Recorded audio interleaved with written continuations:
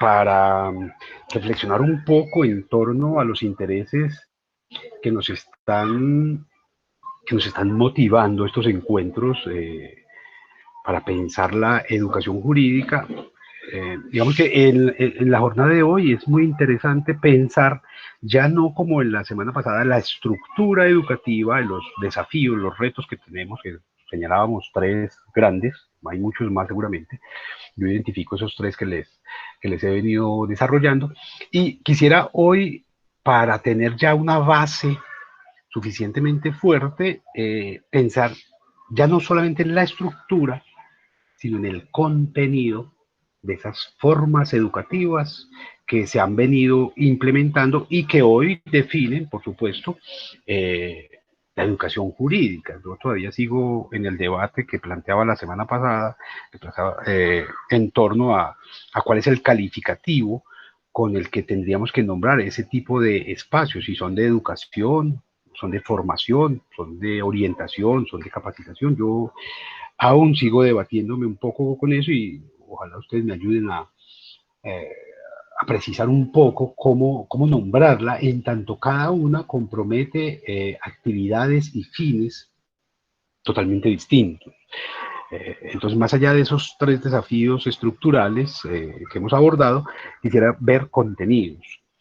Y voy a empezar planteando que la educación como un hecho social, para el caso particular de América Latina y sobre todo en el caso colombiano, que ya veremos que tiene unos rasgos particulares, ha estado en una especie de juego político extraño, político-cultural.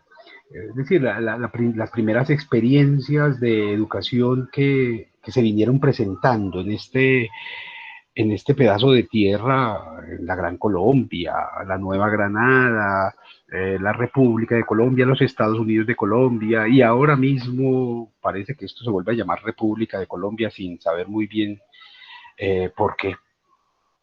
Siempre ha estado orientada hacia la defensa de unos intereses políticos particulares. Eh, Habría que pensar que el primer modelo ya como unidad institucional, el modelo que plantea Simón Bolívar de educación, vamos a ver, tiene todo que ver con hoy, eh, es un modelo de corte religioso, ¿cierto? Bolívar en su primer momento pensó que la educación había que entregársela a la iglesia, en tanto que la iglesia era la que podía posibilitar la formación de unos sujetos con unos valores, digamos que positivos, eh, hacia la convivencia, hacia el desarrollo de habilidades.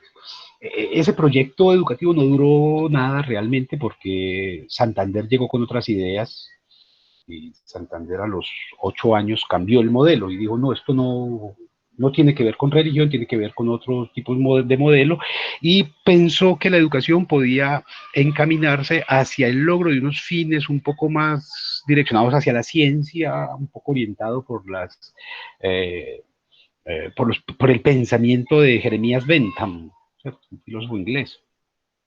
Y él pensaba que el asunto tenía que ser laico, que la iglesia tenía que dejarse a un lado. Digamos que pensaba quizás que era importante comenzar a cimentar esa separación entre la iglesia y el Estado que ya se había presentado en Europa hacía rato. Aquí todavía hoy es imposible pensar esa separación iglesia-Estado. Hoy, 30 años después de la constitución política, eh, seguimos estando vinculados, la iglesia y el Estado, no hay una diferenciación clara. Eh, Quizás en algún momento lo señalé, es el único país del mundo que sigue teniendo concordato y en el que el peso, sobre todo de la iglesia católica, sigue siendo determinante para pensar algunos problemas que tendrían que asumirse desde el orden estrictamente jurídico. No, todavía no pasa eso aquí. Y digamos que en esa pelea entre Bolívar y Santander se pone en evidencia, ¿cierto? Santander va a procurar que sea lo laico, el universo lo laico, quien ostente la potestad Profe, sobre la iglesia. Dime. buenas noches, discúlpeme. Pues Sí. gracias al compañero Freddy que me compartió el link, pude entrar a la clase, pero le cuento que en otra sala hay otros compañeros que tenemos el mismo problema y nos ha pasado en las otras clases que nos conectábamos y no aparecía nadie más y pensábamos que era que no estaban dando clases y era el link que nos compartía el decano. Entonces le pido permiso para compartir este link con ellos para que se conecten. Entonces ya más que vamos a empezar entonces. Por favor. Ay, sí, eso, es que a mí también me empezó pasando lo mismo. El decano compartió un link de tu clase, profe, que no es a mí porque me lo comparte Juliana Arroyave. Bueno, yo a través del correo institucional se lo envié a todos en un correo en el que les presentaba además la dirección en la cual pueden consultar estas grabaciones, ¿cierto? En Spotify. Yo siempre voy a utilizar el mismo link. Este mismo enlace yo lo voy a utilizar siempre, no lo cambio, para que ustedes no tengan ese problema de perder. Pero le agradezco mucho a Vicente por la gestión que está haciendo con los otros estudiantes. Decíamos que ese asunto de los contenidos educativos, de los enfoques educativos, de los modelos educativos, desde el comienzo fue un tremendo problema, en tanto que o es una educación basada en unas normas morales, religiosas, o está intencionada hacia la construcción de la ciencia. Decíamos, esto es grave porque hoy todavía es determinante, no lo hemos podido clarificar. Todavía hoy es un complique tratar de diferenciar. Muchos de ustedes seguramente en el colegio o en las escuelas donde estuvieron, todavía veían que sobre el tablero les ponían un Cristo. Uno dice, pero ¿cómo así? Pues si estamos en el colegio. Muchos de ustedes aún en la formación de educación superior y apelan a argumentos de corte teológico para cuestionar la viabilidad o no de un trabajo, ¿cierto? Si Dios quiere, profe, nos encontramos la próxima semana si Dios quiere. Okay, Dios, ¿qué tiene que ver en esto? No tiene que ver nada. Profe, si Dios quiere, le entrego el trabajo. Y hay un discurso religioso metido en lo educativo que es supremamente peligroso. Yo no sabría ustedes cómo enfrentan esos desafíos profesionales en los que quien va a oficiar, antes que nada, busca el amparo de una entidad superior, ¿cierto? Y además metafísica. Entonces, no, pues, ¿qué dice la Constitución? Invocando la protección de Dios, y Dios no tiene nada que ver en la Constitución. Si hay libertad de culto, si es laico, si tenemos la separación entre Iglesia y Estado, Dios no tendría por qué estar metido en la Constitución, y ahí está en el preámbulo. Entonces digamos que ahí hay un asunto grave. Ahora, esa primera discusión Bolívar-Santander se va a estar renovando periódicamente, ¿cierto? Entonces más o menos cada 15 años, años más, años menos, se cambia el modelo de educación y se le otorga a unos sí o a otros. A veces a la iglesia, a veces a un espíritu más o menos científico, más o menos liberal. Y eso va a causar una cosa tremenda. Quiero decir, quienes se educan, quienes se forman en un modelo religioso, y sobre todo en esa edad de educación tradicional, la adolescencia, introyectan esos valores, esos discursos, esas posibilidades, esos objetivos de esa educación y procuran que sus hijos, por ejemplo, o sus familiares, los compartan. Pero como cada 15 años más o menos cambia el modelo, entonces a los 15 años los hijos de esos que se formaron en un espíritu religioso van a formarse en un espíritu un poco más cientifista, más liberal, y entonces se van a convertir en enemigos de sus padres, porque van a defender proyectos totalmente distintos. Ustedes hoy pueden ver eso, ¿cierto? Hay una generación que creyó firmemente en unos proyectos de derecha o de ultraderecha, si se quiere, y que hoy las nuevas generaciones están en contravía, ¿cierto? Que dicen, hombre, un momentico, eso es un error grave, hay cosas que revisar, y esa discusión no siempre se resuelve por vías del discurso, por vías del diálogo, sino que se forman antagonismos gravísimos. Si ustedes observan lo que es el panorama político hoy de este país, se darán cuenta de eso, ¿cierto? Hay unos antagonismos que parecen irreconciliables y que son el resultado de modelos religiosos, modelos de pensamiento generados en la escuela, en la universidad, en los colegios, digamos, totalmente distintos, diferenciados.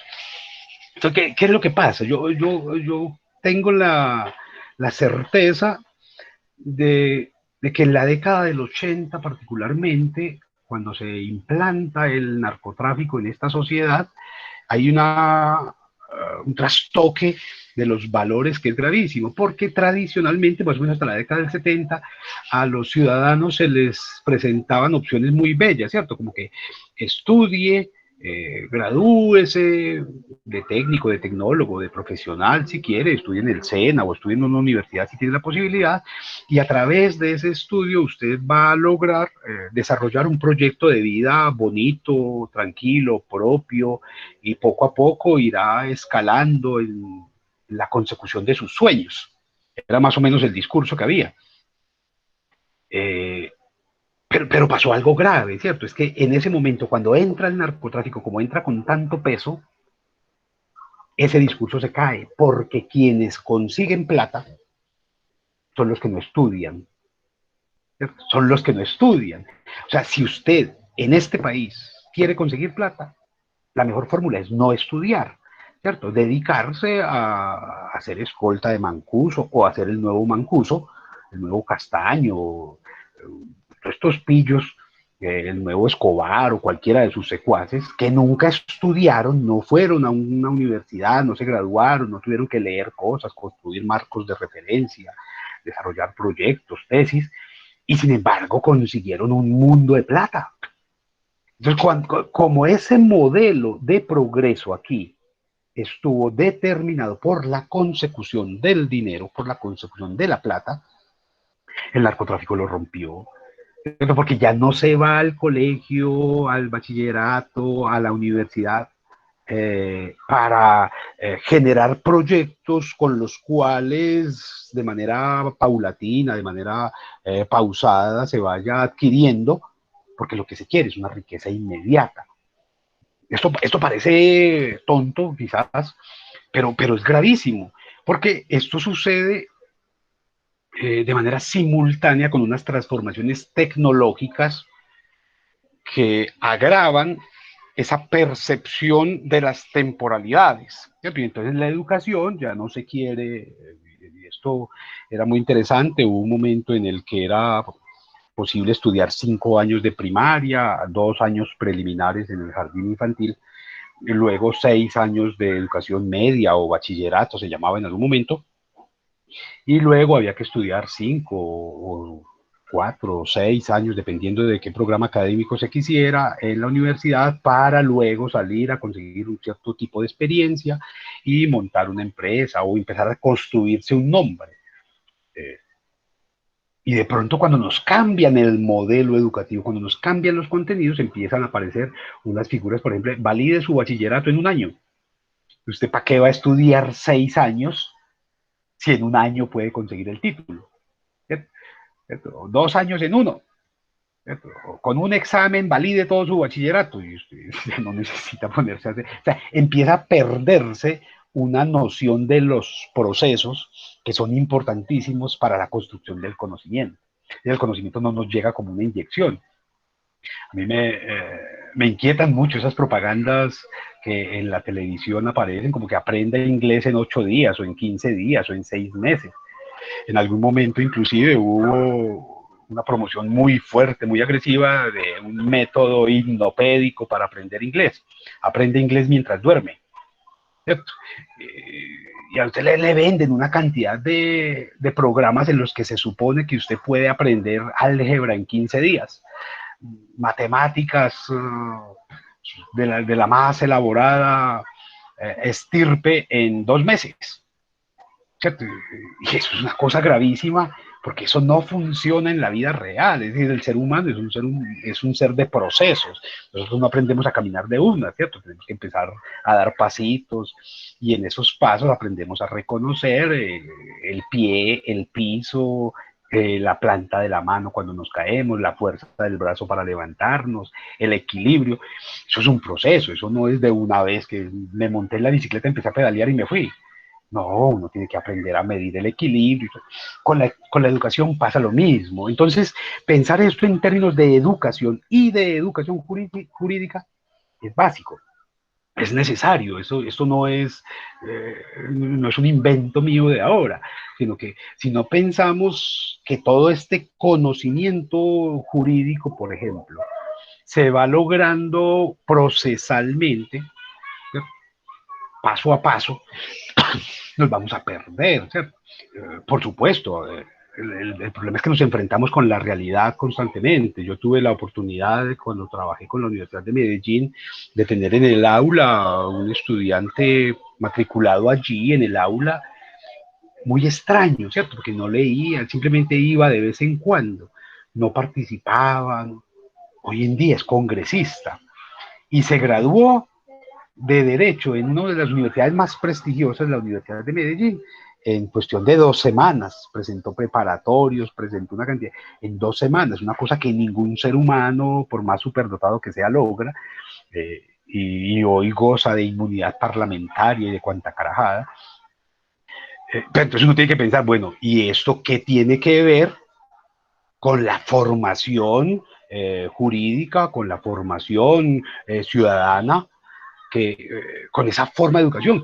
Ustedes tendrían que hacerse una pregunta básica, y es: ¿a qué se asiste al colegio? ¿A qué se asiste a la escuela? ¿A qué se asiste a la universidad? ¿Cierto? Quizás la respuesta más simple es que uno no va ya, nadie va al colegio a aprender matemáticas, o a aprender lenguaje, o a aprender biología. Uno va al colegio a aprender a defenderse de los demás, aprender a socializar, aprender a relacionarse, aprender cómo establecer redes de amigos. Y eso es lo básico. Lo otro, las matemáticas, las aprende uno por fuera. O sea, uno aprende muchos de ustedes ni siquiera se saben las tablas de multiplicar, ¿cierto? Y eso es una maravilla, porque eso lo que hace es corroborar la teoría. Uno no va al colegio. Y digamos, esa es una de las grandes pérdidas de esta virtualidad, que los niños que están asistiendo al colegio aprenden cosas, pero no aprenden a relacionarse, no aprenden a socializarse, no aprenden a defenderse. Uno de ustedes me hablaba ahora de fenómenos como el bullying. Uno en el colegio aprende a defenderse del matoneo. Uno en el colegio aprende a resistir o a someterse también. Digamos, hay que entender por eso a qué es que se asiste.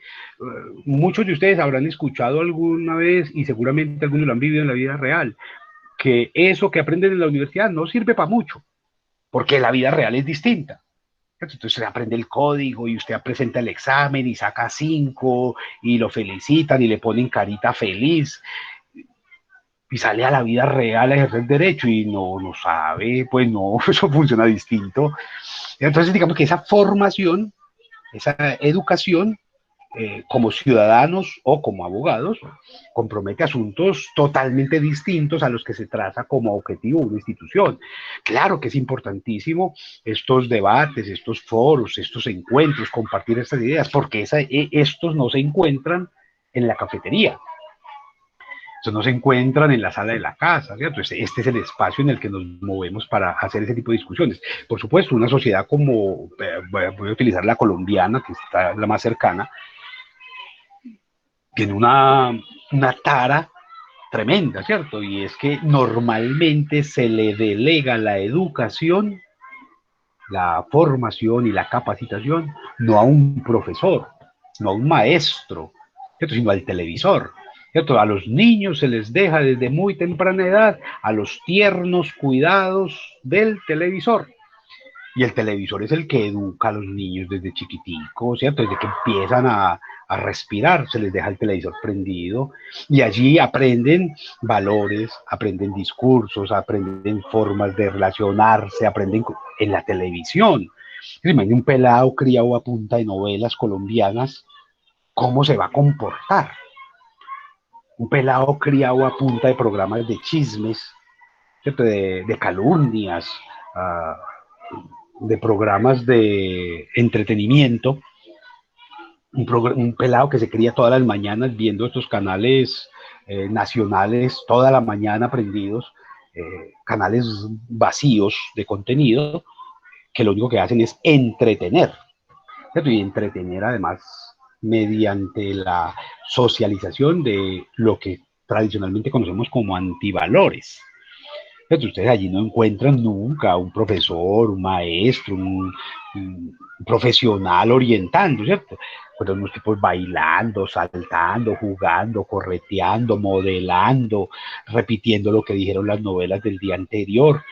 Y con esa carga de información es que se están criando los pelados y se están formando los adolescentes y se están desarrollando los proyectos de vida de los adultos tempranos, ¿cierto? Ya cuando uno llega a una adultez un poco menos temprana, pues ya tiene tantas ocupaciones que no puede ni ver televisión y qué maravilla, empieza a descubrir toda esa basura que le metieron en la cabeza.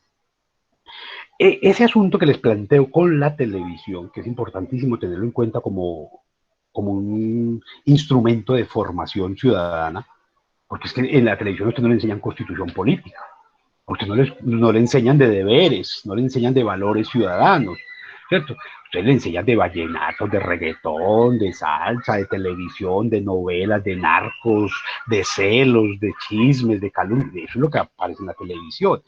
Además con un asunto gravoso, y es que el televisor lo que hace es dos cosas. Uno, restringe el mundo, ¿cierto? Ya veremos cómo. Y dos, habla, pero no escucha, ¿cierto? Al televisor no se le puede preguntar, no se le puede cuestionar. Él simplemente dice y repite propagandas y le vende productos que usted no necesita, pero lo está vendiendo todo el día y usted termina convencido por vías de la repetición de que eso es una maravilla, de que eso es verdad, de que eso es cierto y de que eso es lo único. Cuando digo que restringe el mundo es porque seguramente ustedes allí en este escenario en el que nos encontramos hoy, todos, sin excepción, tienen acceso a Internet las 24 horas del día y tienen televisión por cable, como todos los colombianos, ¿cierto? Por lo menos el 90% de los colombianos tienen televisión por cable. La pregunta básica en relación con el cerramiento del mundo es ¿por qué si se tiene acceso a 120 canales, siguen viendo los mismos dos canales y le siguen confiriendo ese valor de verdad a lo que digan esos dos canales que de alguna manera todos sabemos que están manipulados y que son para manipular? Usted tiene 120 canales, porque sigue eligiendo los únicos y paga por ellos además, y paga un costo altísimo. Hay que entender que el Internet de Colombia es el más caro de América Latina. Es el más costoso. Esto es más costoso que en Argentina, que en Brasil, que en México. Es más costoso de todos los Internet que hay, es el de Colombia. Es un Internet absolutamente malo en términos de conectividad. Esto no llega a cualquier parte. Esto se cae cada rato. Si usted no lo pagó al segundo día, se lo cortaron y se lo siguen cobrando. No le prestan el servicio, pero se lo están cobrando. Entonces allí miren que hay asuntos que desde lo jurídico nos tendrían que mover. Entonces usted tiene esos canales, esos 124, 200, 300 canales por los que paga, pero sigue viendo los únicos dos que son gratis. Y dije, bueno, aquí hay un problema serio.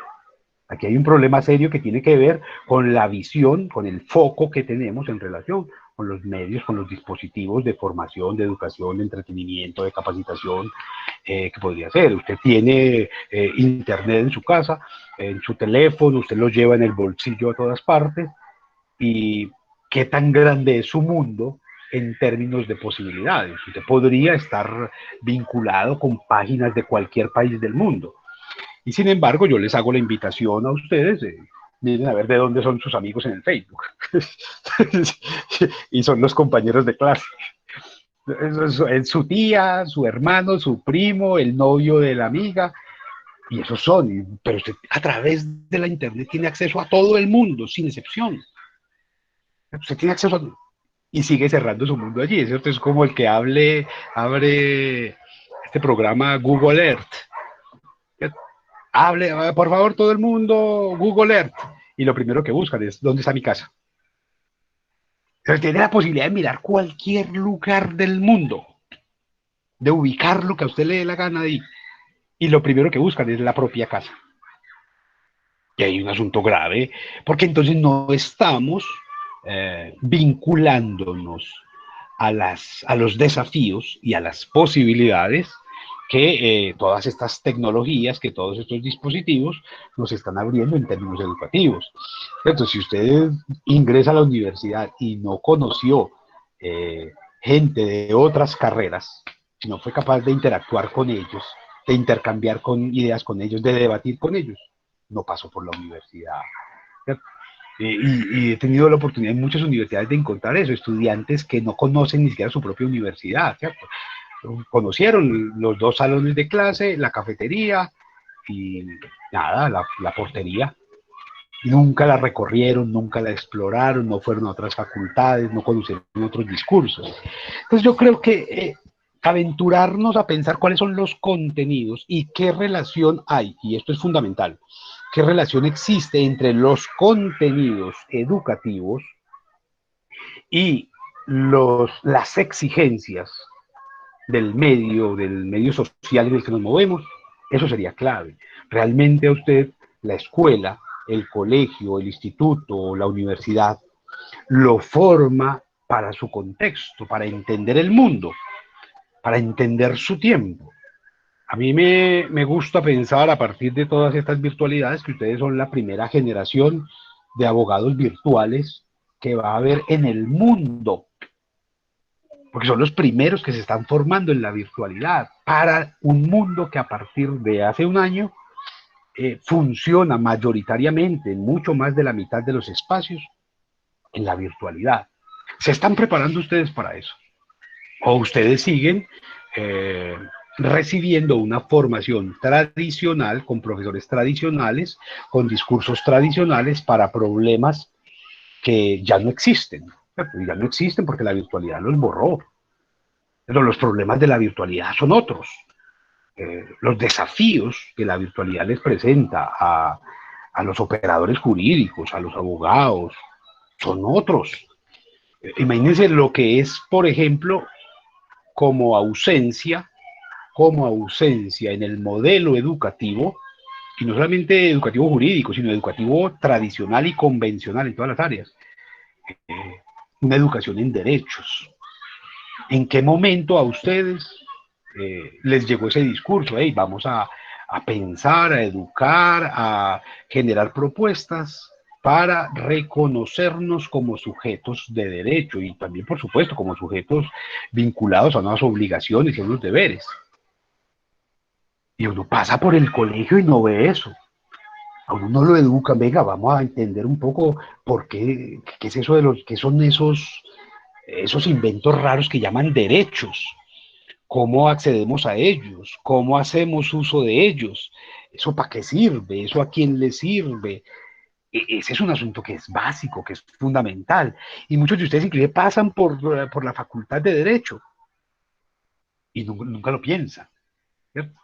Es decir, estudian procesos, estudian constituciones y estudian códigos, pero no piensan en esos sujetos de derechos que son los receptores de su actividad profesional. Entonces salen al ejercicio profesional pensando únicamente en ustedes. ¿Cierto? Ah, no, yo quiero conseguir un trabajo y quiero tener este horario, quiero tener este salario y quiero tener una oficina así. Pero ¿hasta qué punto son conscientes de que ese obrar profesional de ustedes, de todas las maneras posibles, afecta a los otros, altera a los otros, interviene sobre los demás? Entonces, no, usted lo único que quiere es una oficina, pero hey, cualquier disposición suya, cualquier llamada suya o cualquier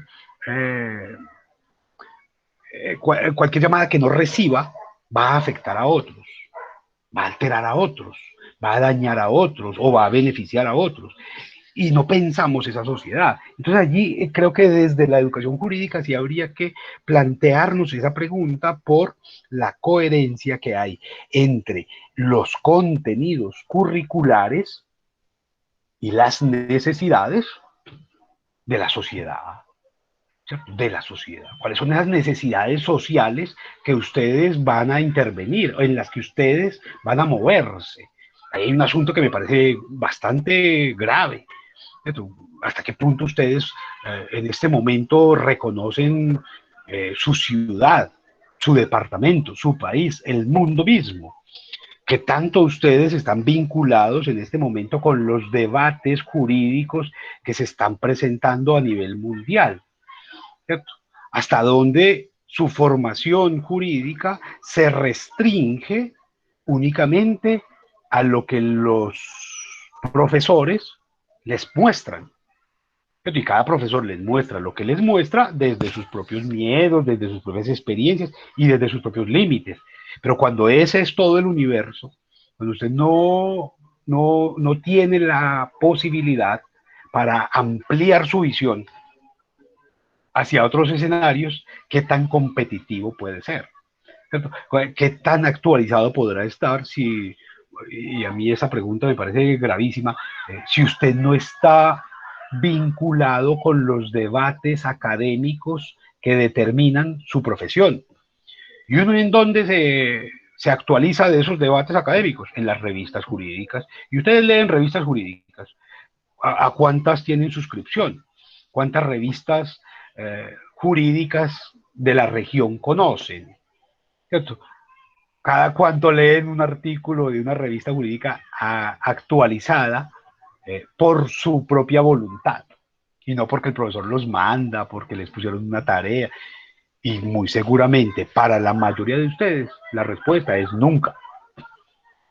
La inmensa mayoría de los estudiantes de Derecho se gradúan de las facultades de Derecho sin haber leído jamás un artículo de una revista jurídica.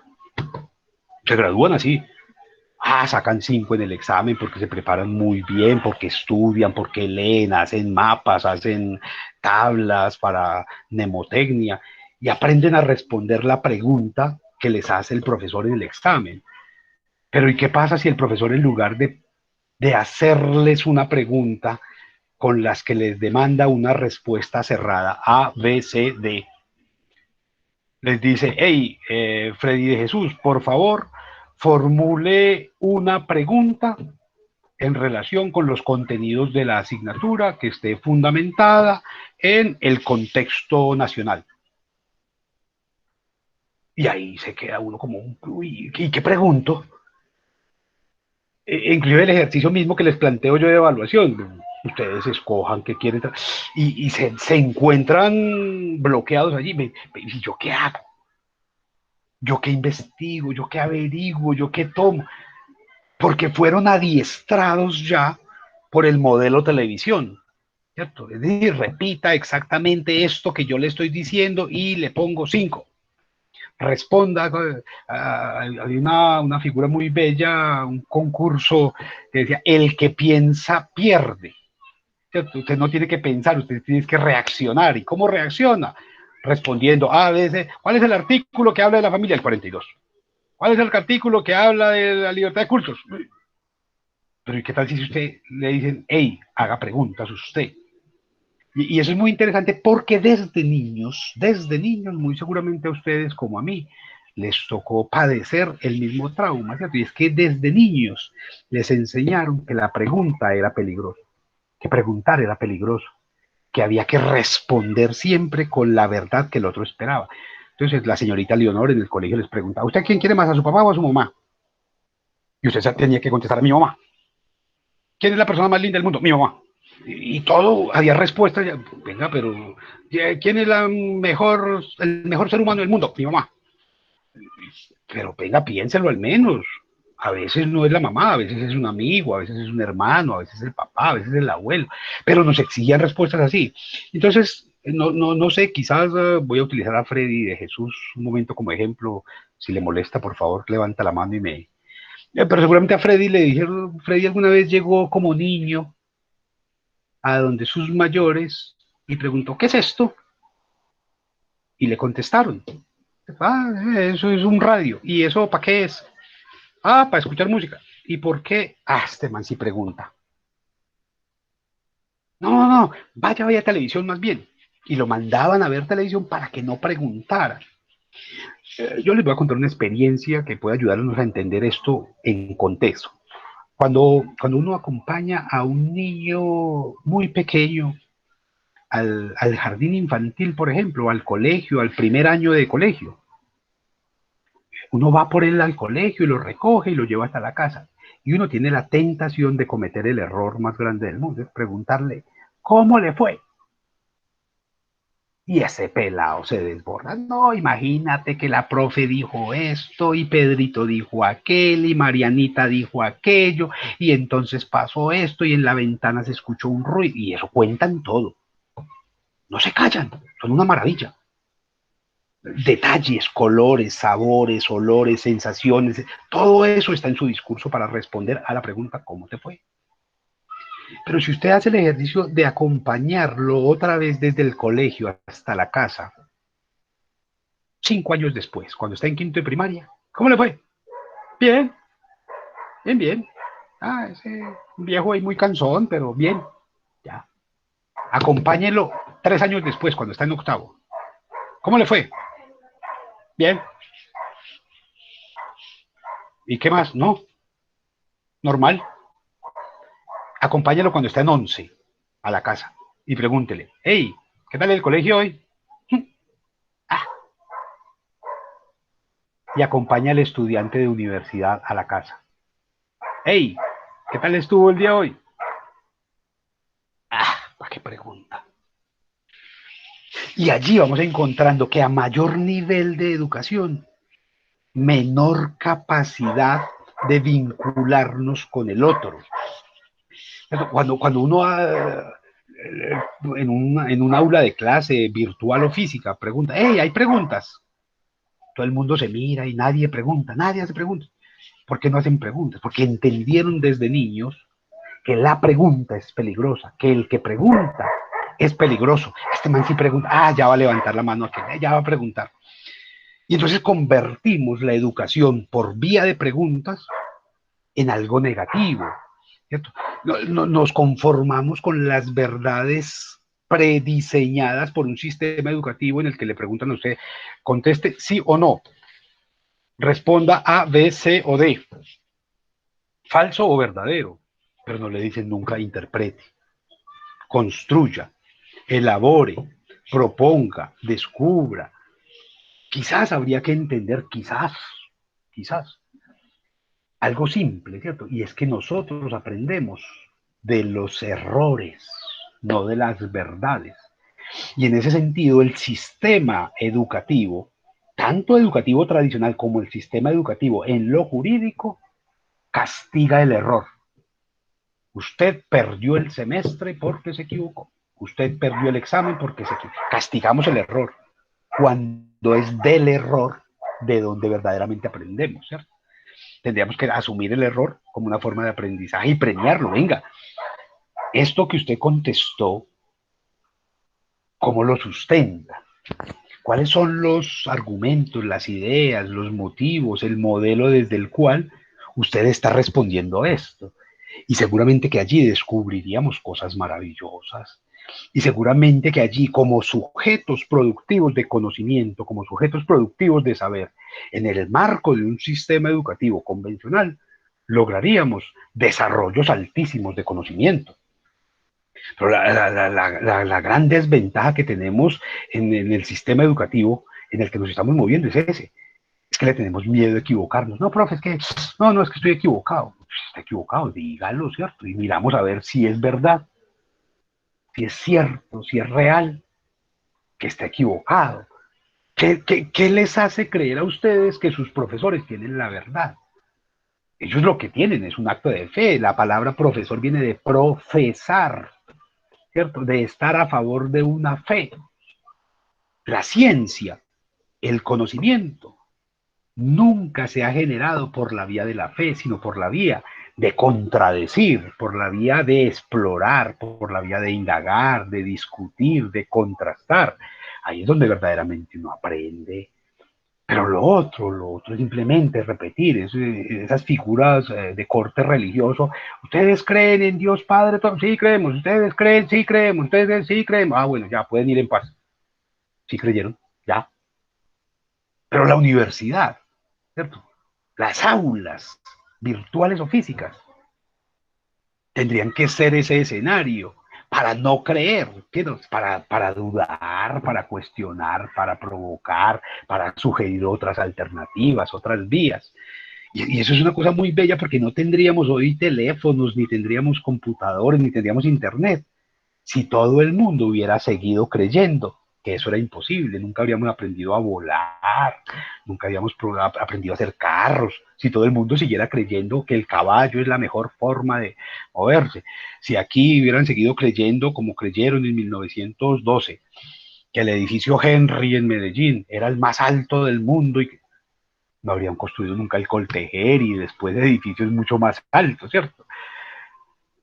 Creíamos que lo que tenían nuestros padres era lo mejor, lo máximo y lo último, y lo que nos demuestra nuestra propia existencia como sujetos, portadores de neuronas, es todo lo contrario, ¿cierto? Es que hay que dudar, que hay que desafiar al otro, que hay que preguntarle al otro, que hay que cuestionar al otro.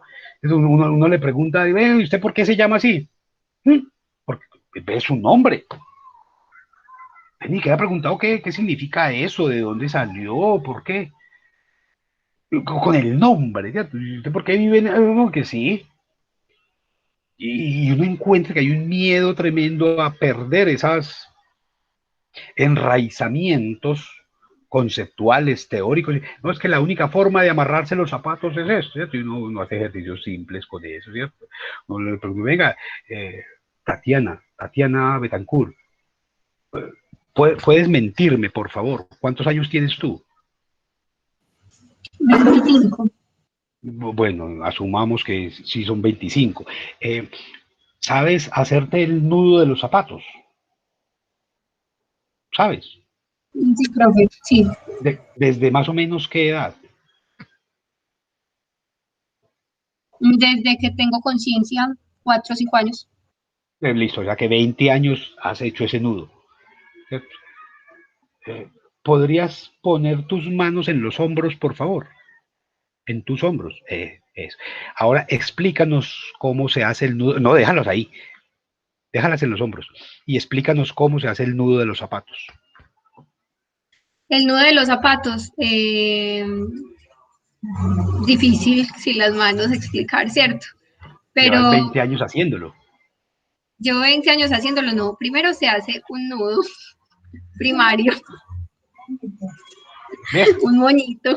A eso me refiero. Entonces, nos quedamos en la simple repetición de las técnicas, pero somos incapaces de reflexionar, venga, y no habrá otras maneras, ¿cierto? No habrá otras formas, ¿cierto? ¿Cómo convierto esos saberes, ojo, diga que aquí hay 3 niveles, cómo convierto esos saberes en conocimiento y ese conocimiento en conocimiento científico, que es lo que le interesa al abogado? Por eso el derecho es una ciencia. ¿Cómo convierto los saberes en conocimiento? Y ese conocimiento en conocimiento científico. Ahí está el primer desafío. Usted, digamos que podemos pensar que Jennifer Daniela sabe respirar. Ella dice que sí. Ahí sí, mira que no me he ahogado nunca. Y ella jura que sabe respirar. ¿Sabe cuándo se le acaba eso? Cuando usted va donde un especialista y le dice, bueno, respire, vamos a hacer una prueba de esfuerzo. Y el especialista le dice, no, usted no sabe respirar. Usted lo único que está haciendo es tragar aire, ¿cierto? Y si Jennifer Daniela no cree en el especialista, sino que se va donde un profesor de yoga, entonces yo, no, así no se respira. Usted está gastando mucha energía, usted se está desgastando, usted se cansa más. Venga, utilice esta técnica.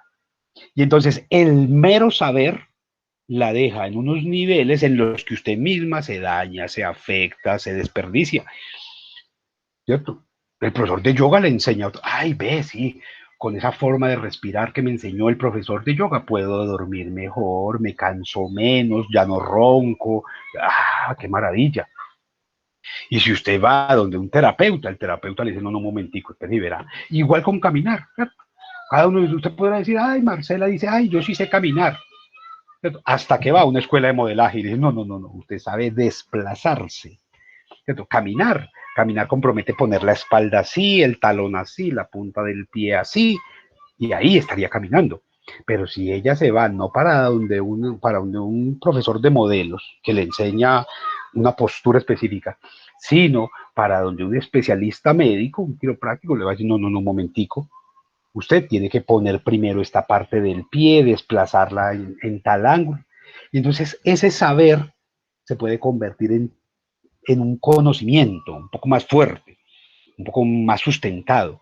Y ese conocimiento en conocimiento científico. Y mire que utilizo ejemplos simples, ¿cierto? Entonces usted puede saber que la Constitución política tiene tantos capítulos, tiene tantas páginas, tiene tantos artículos, y pues esa vaina, y usted realmente los ha pensado, los ha intentado relacionar, ha intentado establecer unos niveles de coherencia entre unos artículos y otros, ¿o no? Y ahí es donde empezamos a tener un conocimiento real y después usted podría ya no, como recomendaban algunos, hacer una exégesis del texto, que ya no se usa porque el derecho no aplica, ¿cierto? El derecho no hace exégesis.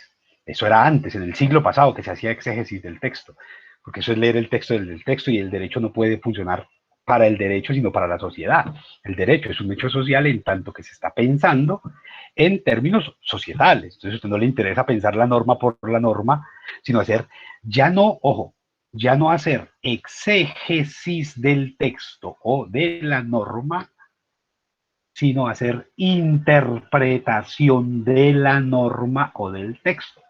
Y eso es muy distinto, porque en la interpretación usted tiene que ver los elementos sociales, culturales, políticos, económicos, geográficos, todos los posibles, para poder hacer una interpretación real de ese texto o de esa norma.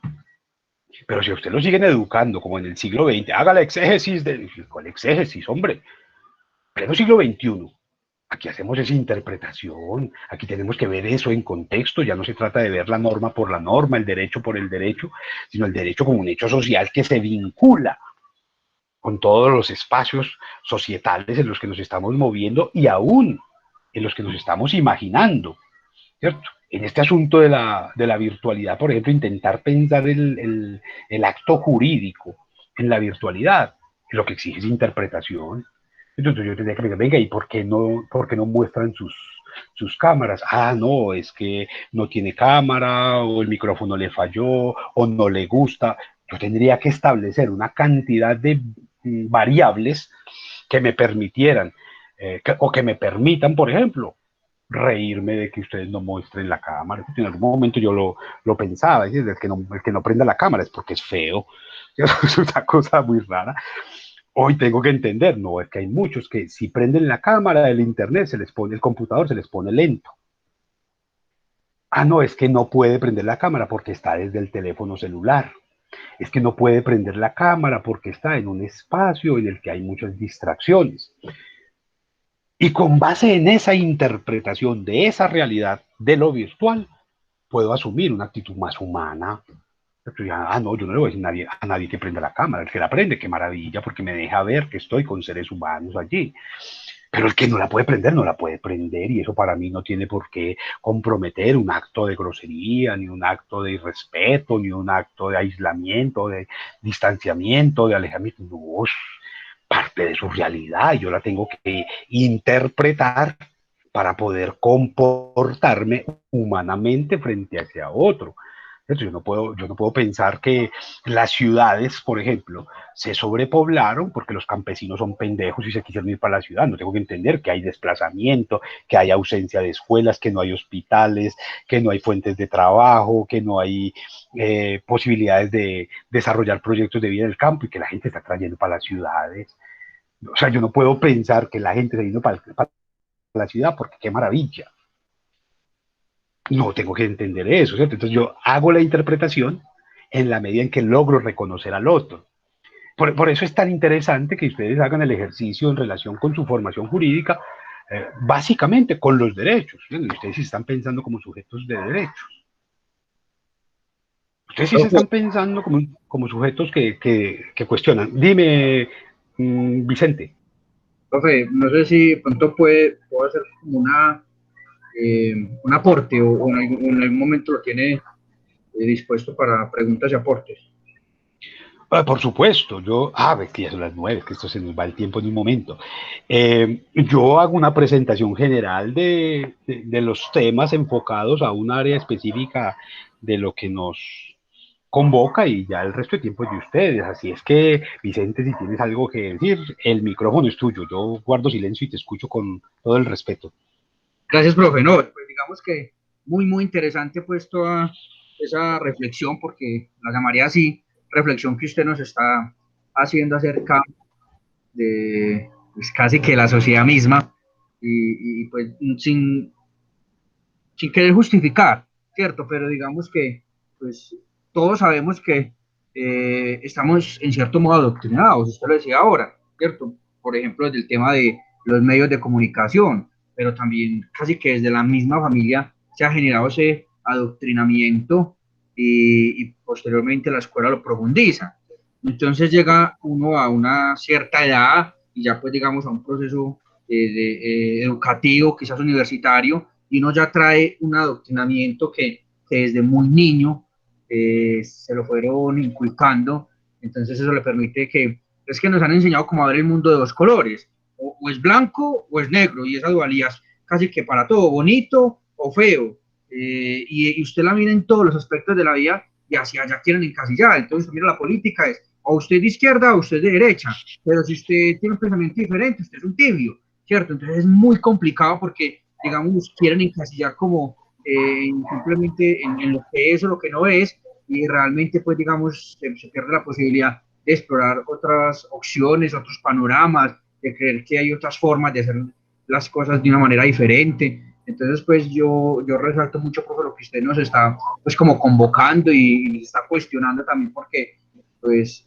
vamos a ser abogados para un mundo que yo creo que el derecho va detrás de lo que está ocurriendo, ¿cierto? Ahorita veamos con otro profesor en otra materia que nos hablaba de eso, siempre la norma va como atrás, pero el mundo está avanzando a pasos agigantados y nosotros tenemos que estar a la altura de lo que está ocurriendo hoy en la humanidad. Entonces, pues muy válida, profe, toda la reflexión que usted nos está haciendo y por supuesto que la comparto y digamos sin llevar a justificarlo, sí es complicado porque se requieren personas o en este caso, por ejemplo, docentes que le permitan generar conciencia a sus alumnos, a sus estudiantes, para que nos cuestionemos y podamos pues generar conocimiento. Muchas gracias, Vicente, por tu aporte. Por supuesto, yo creo sí que estamos en un mundo, como lo planteaba el poeta, ancho y ajeno. Pero también creo que si empezamos, y ese es un asunto muy complicado, por reconocernos, por validarnos y por valorarnos en lo que somos, en lugar de estarnos comparando constantemente, podríamos obtener cosas maravillosas.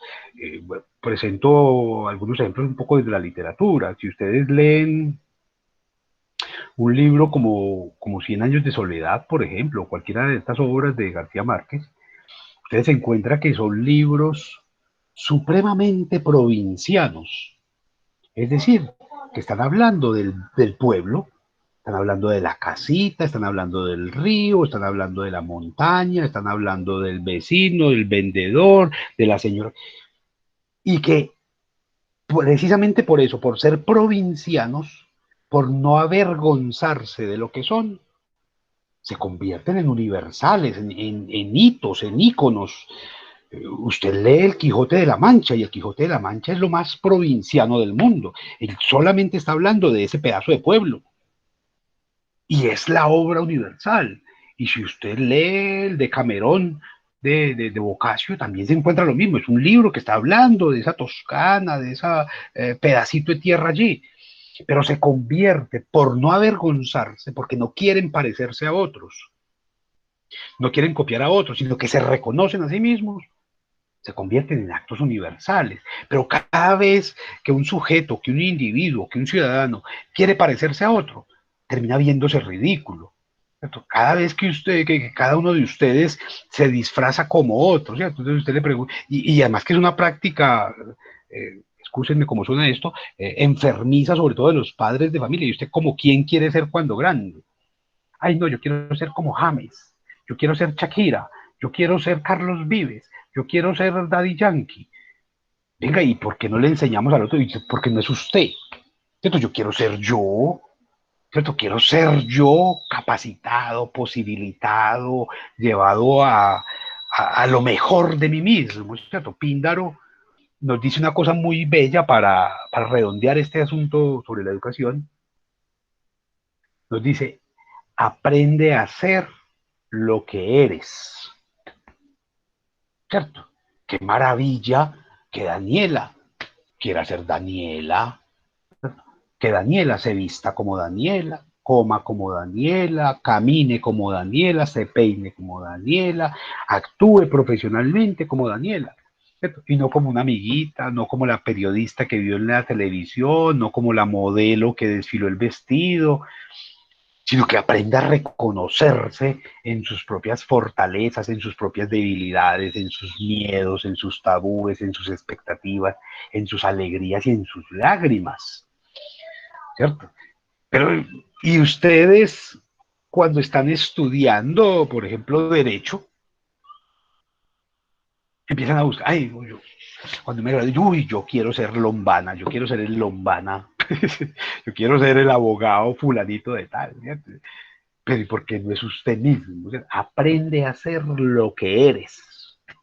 Esa tendría que ser la máxima, que desde la casa, desde el nacimiento, desde la cuna, hasta el último de los días, guiar a nuestras actividades y sobre todo las académicas. Aprende a ser lo que eres.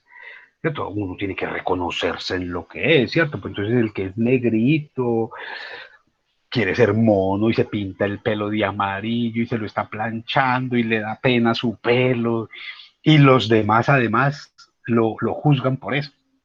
O sea, es negrito, negro, negro, ven. Y no, pues, ¿por qué tenemos que estigmatizar al otro por lo que es? Porque no lo reconocemos en el valor maravilloso de eso, ¿cierto? Y ahí habría una posibilidad maravillosa desde las aulas. Imagínense que cada docente, cada profesor se preocupara en el aula por fomentar sus propias habilidades. A ver, Tatiana Betancur, ella es muy buena escribiendo. Hay que potenciarle esas habilidades, darle instrumentos, darle herramientas para que se fortalezca escribiendo, ¿cierto? Resulta que no, que Vicente es muy, muy bueno haciendo mapas. Hombre, hay que fortalecer a Vicente para que haga mapas, ¿cierto? Para que descubra formas de hacer esos mapas, de llevarlos a nuevas dimensiones, a nuevas posibilidades, y que Daniela es muy buena haciendo tablas comparativas, que Daniela haga tablas comparativas, pero queremos que Tatiana, Jennifer y Vicente, que no son para nada hábiles dibujando, tienen que aprender a dibujar. Pues me hacen el favor, todos me hacen un mapa conceptual de... No, profe, yo no mapas conceptuales. Yo tengo otras lógicas de pensamiento, otras formas de aprender. Todos me tienen que hacer un mapa conceptual y lo califico. Y si no me gusta, pierden. Entonces tratamos es de que todos sean iguales en lugar de pretender que todos seamos diferentes. Hay una cosa muy bella, porque en las cartas de derechos humanos, por ejemplo, se fomenta una idea que me parece que es nociva, que es perversa, que es dañina. Y ojo, porque ustedes son abogados y me van a pegar por lo que voy a decir. Porque allí en esas cartas de derechos y en esos estatutos se promulga una idea de que todos somos iguales. No, hombre, que vamos a ser iguales todos. Son iguales los pájaros, los perros, los gorriones, las águilas. No es que Tatiana es estrato 6 y Daniela es estrato 2. Y eso significa ya que cada una es diferente en las posibilidades de acceso a, de potenciación de ingreso a, de relacionarse con, son diferentes, ¿no? Que Tatiana es mujer y Vicente es hombre, y eso lo hace ya diferentes. En ingresos, en posibilidades, en interpretaciones, en capacidades, en formas de relacionar, somos diferentes. Lo que tendríamos que abogar es porque nos fortalezcamos en la diferencia, no como una cosa terrible, ¿cierto? Sino como una tremenda oportunidad de cada vez ser mejores. Qué triste que en un equipo deportivo todos sean exactamente iguales, ¿no? Todos en el equipo deportivo, todos son arqueros. No, ahí tienen que haber delanteros, defensas, arqueros, tiene que haber de todo. Para que ese equipo funcione de verdad, tenemos que ser diferentes. Entonces uno tiene que ser rápido y el otro tiene que ser fuerte y el otro tiene que ser ágil y el otro tiene que ser inteligente y el otro tiene que ser sagaz para que el equipo funcione. Pero queremos que en el salón de clases todos contesten A la pregunta 1, C a la pregunta 2, D a la pregunta 3 y que ninguno vaya a preguntar, profe, ¿por qué me puso? Porque entonces se convierte en enemigo. ¿Cierto? Venga, profe, ¿y ustedes de dónde está diciendo eso? ¿Cuál es el concepto? ¿Cuál es el marco referencial desde el cual usted puede sustentar eso? Yo les podría decir ahora mismo, hombre, lean a Kant, a ver qué les dicen en relación con este asunto del desarrollo individual de las sociedades, no como homogéneas, ¿cierto? Sino, igual como lo plantea Smith, a partir del conflicto. Y uno podría encontrar allí, pero también lo encuentra en Aristóteles. O sea, uno no llega a estas conclusiones porque es que es llevado de su parecer, sino porque realmente ha leído cosas. Yo critico tremendamente a la gente que repite libros, y la critico no porque yo no quiera los libros, todo lo contrario, porque yo leo los libros, pero los leo no para repetirlos, sino para repensarlos. ¿Cierto? Para ver qué hay allí que me pueda enriquecer, que está equivocado en relación con el mundo que yo he visto, qué posibilidades hay allí, y esa tendría que ser la tarea del docente, no solamente en la guardería, en la primaria, en la básica, en la secundaria, sino sobre todo en la universidad. Esto que cada uno de ustedes sea capaz de reconocer. Venga, identifique, y qué maravilla que alguno de ustedes asumiera como objeto de trabajo para esta asignatura. ¿Sabes qué? Voy a coger un capítulo de la Constitución y lo voy a leer en clave de contexto. ¿Cierto? Vamos a ver los primeros 20 artículos, qué tanto se parecen a la realidad que se nombró hace 30 años.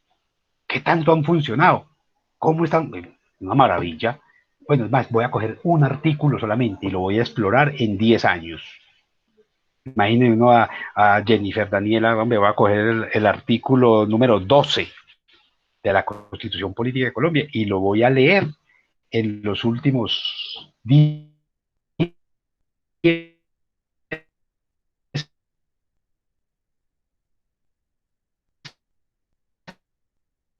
años.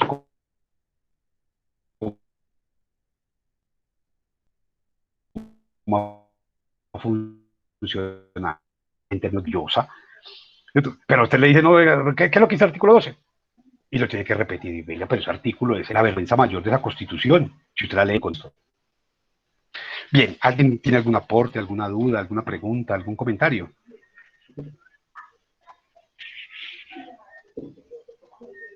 ¿Alguna sugerencia?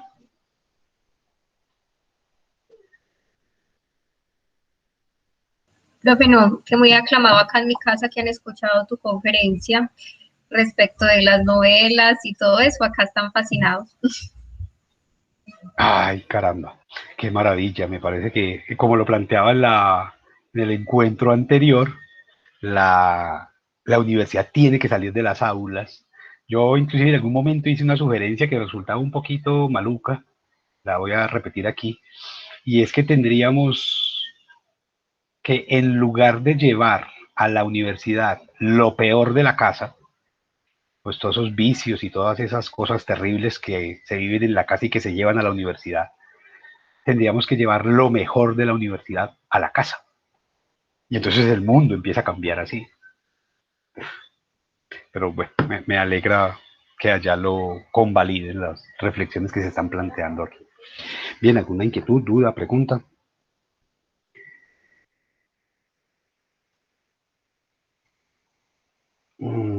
Nada, les sugiero que aborden el objeto de estudio que les interesa para que en las fechas establecidas puedan ir entregando su producto lo mejor definido y, y puedan ir alcanzando mejores resultados, ¿cierto?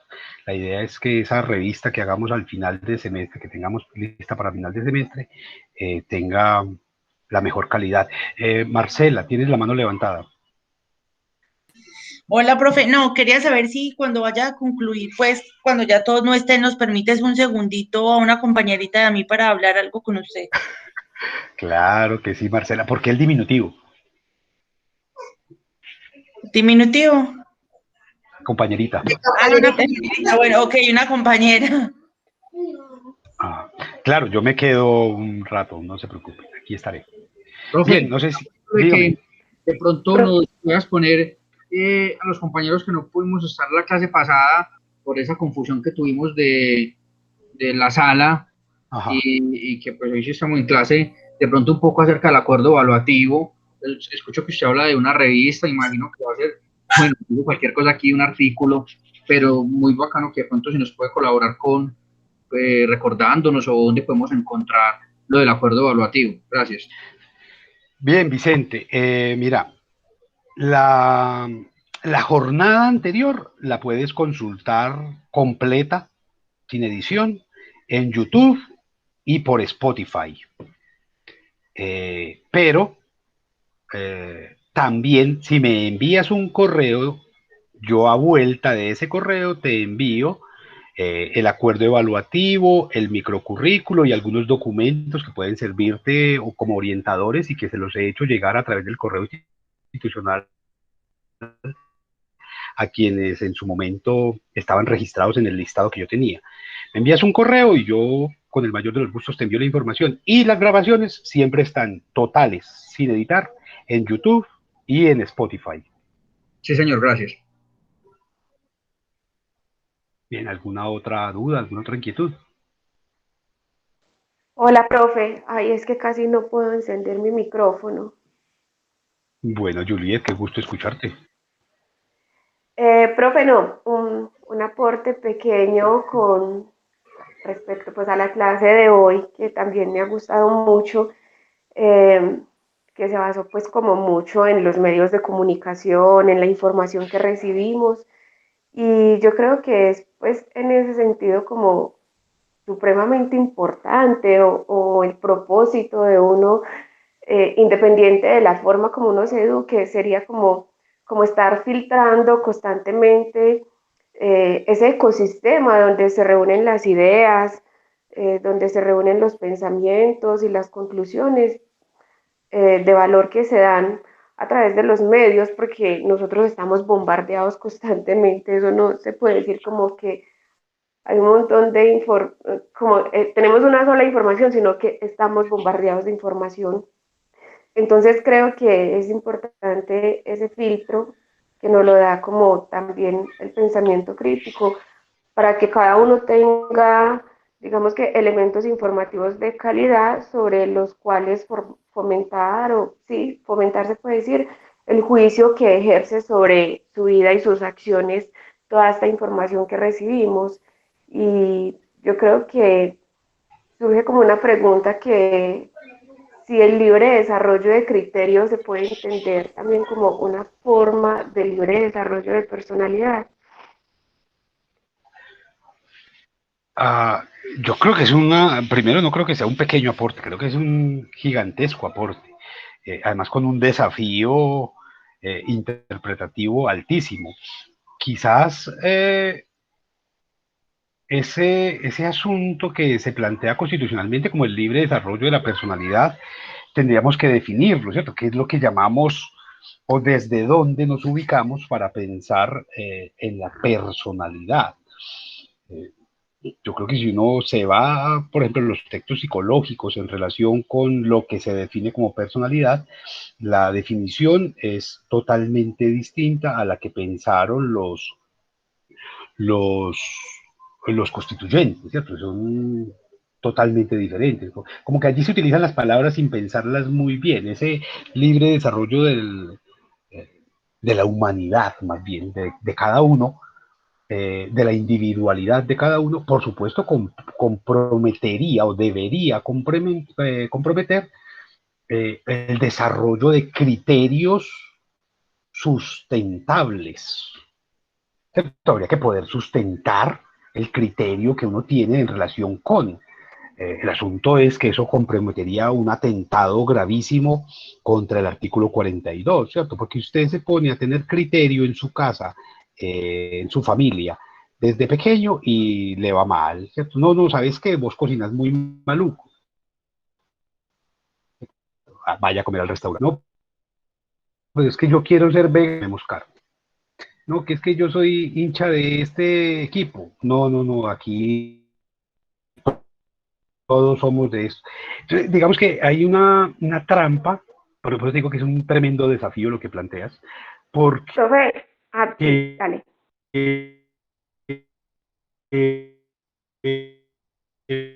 entender que el núcleo es sino el individuo. Tenemos que empezar por allí, es decir, eliminar el artículo 42. Entender que en el individuo hay la posibilidad de disentir, de proponer, de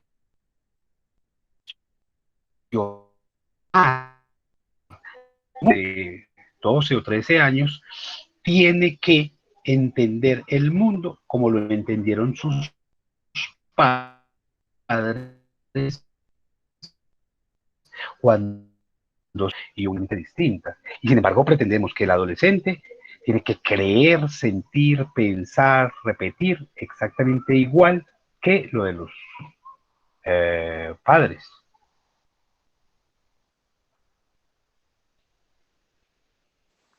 Ah, profe, te escuché solo lo último porque se me tildó un rato, Ah, pero caramba. sí, creo que tú también estabas hablando desde el principio o casi todo el tiempo de la duda, de lo importante que es la duda. Claro, y del Y contexto. No ujú, puedes pretender que los adolescentes crean como los padres, porque viven en mundos totalmente distintos, o que los adolescentes se comporten como los padres o como los abuelos, porque es un mundo muy diferente, muy lleno de contradicciones y de virtualidades ahora y de tecnologías, y el tiempo es distinto ahora que hace 15 años. ¿Cómo pretendemos que los jóvenes de ahora piensen, repitan y comulguen con lo que lo hacían los padres? Es muy distinto, es un tremendo desafío ese que planteas con tu inquietud y seguramente de a poco lo iremos abordando en cada una de estas jornadas. claro, profe, eso que tú dices es en este momento muy complejo porque pues nuestros abuelos escasamente contaban en términos de información o de medios de comunicación con los gráficos y los radiofónicos, creo, Uh -huh. solamente. Ahorita está la multimedia y las sociedades pues a nivel global tenemos ya la oportunidad de conocer de primera mano los hechos que suceden en otras partes del mundo y eso ha hecho que se abra la oportunidad de levantar o de que levantemos la voz frente a problemáticas ya no de carácter global, de local, sino de carácter global. Pero Bueno, también, sí. pero también hace que uno se pregunte que, pues que uno se pregunte en términos de comunicación si quienes o las plataformas o los medios por las cuales accedemos nosotros a información cuentan todo lo que pasa, si todo lo que dice es cierto, qué es lo que hay, por ejemplo, detrás de cada noticia, si con tanta información se desdibuja un poco la realidad y sobre todo, pues yo lo he pensado mucho en términos de que en la mayoría de los países hay un sistema que descansa sobre el capitalismo y es sobre un capitalismo agresivo y no solo eso, sino que está liderado por movimientos o por partidos políticos que tienen unas tendencias derechistas. Y entonces, bueno, que únicamente la mayoría son defensoras enérgicas del desarrollo en términos de la libre empresa, en términos del capital privado, y cómo utilizan los medios de comunicación para, digamos, robustecer ideas enfocadas solo en el comercio o en la idea que ellos quieren vender de la felicidad a través como del consumo. Bueno, yo creería que son un montón de cosas que son transversales a lo que estamos pensando en estas clases de la educación, ¿cierto? Mm, eso en términos globales, pero por ejemplo a nivel nacional, pues a nivel de Colombia, los medios locales tienen como, ¿cómo decirlo? Como esa deshonrosa fama de no mostrar exactamente qué es lo que pasa, cómo difuminan las señales que puedan indicar la dirección más adecuada para un pensamiento colectivo. Y yo creo que eso no lo debemos de pensar solo pues nosotros como estudiantes de derecho, sino que debe estar inmerso en todos los programas educativos. Por supuesto, ese asunto de la diferencia y de los contextos es fundamental entenderlo. Yo no creo que la realidad de Medellín sea la misma de Don Matías o de Granada o de San Carlos. Creo que son realidades totalmente distintas y pretender generalizarlas es irresponsable por lo menos. La realidad de Bogotá no es la misma de Puerto Inírida o de Putumayo. Es, es totalmente distinta. Yo no entiendo muy bien cuando la gente me habla de realidades o cuando me habla de Colombia, de qué está hablando, eh, sobre todo porque uno la ha recorrido y sabe que no es lo mismo La Guajira que Santander es, que Medellín no tiene nada que ver con Caucasia, y que entre Turbo y Andes hay un abismo gigantesco, y unas diferencias abismales. ¿Cierto? Entonces creo que es un asunto pues, que aquí tendremos que ir abordando de a poco, pero creo que pues, coincido, por supuesto, con lo que nos plantea Juliet en términos de los grandes desafíos de vincularnos, por lo menos reflexivamente, con lo global, ¿cierto? Tratar de reconocernos como provincia, sí, pero entendernos también como parte del mundo, que eso es fundamental. Bien, no sé si hay alguna otra inquietud. Yo en este momento voy a detener la grabación y nada, estaremos en contacto el tiempo que ustedes consideren apropiado y necesario.